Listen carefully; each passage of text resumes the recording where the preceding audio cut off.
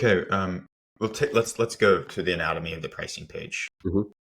How do you think about the anatomy? How do you think about the framework? There are a few good practices to have, and when it comes to a pricing page, there are a few main elements that you need to come up with. The first one is the headline, that can be also combined with a sub-headline. It's often something that is underestimated by marketers or founders on their pricing page. The thing is that your pricing page, it's like the second most visited page, normally maybe the most visited page on your website. It's often also the first. It can be actually not often, but it can be in a lot of cases the first page your prospect will jump on, which means that they will not know about your product.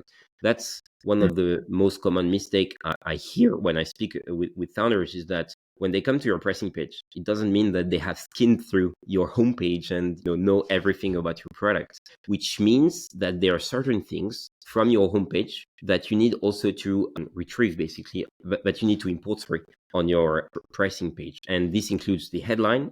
And the headline should at least convey some elements about your value proposition, or an important feature about your product. Because again, people coming to your pricing page may not know about your product at whole.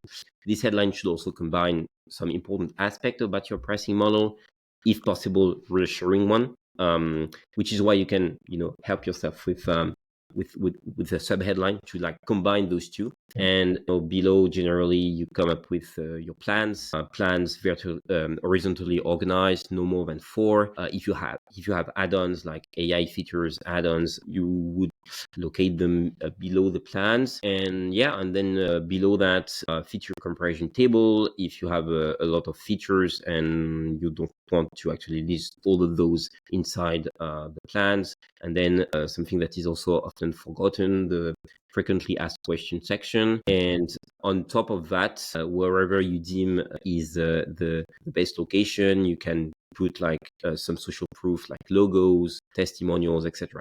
That's the gist of what a pricing page should look like from a high level standpoint. To play it back, there's the headline, you might have a sub-headline, there's the plans, you don't want to go beyond 4. They're kind of like below the plans. If you've got add-ons, you would include the add-ons below the plans. And then below the add-ons, you would include some combination of feature comparison tables, social proof, and frequently asked questions. Exactly. And as a bonus, if that fits your value prop or your go-to-market strategy, you can add also a section where you compare yourself with competitors. It's often relevant if, it's really, it's a sales strategy to actually tell your prospect, I'm cheaper than your competition, or I have more features than the competition, even though we have the same price, or this kind of stuff. And also another bonus is using what I call the comparison with the duct taping of tools. And the most famous example I have is Basecamp, which kind of embeds like a Slack, a Google Doc,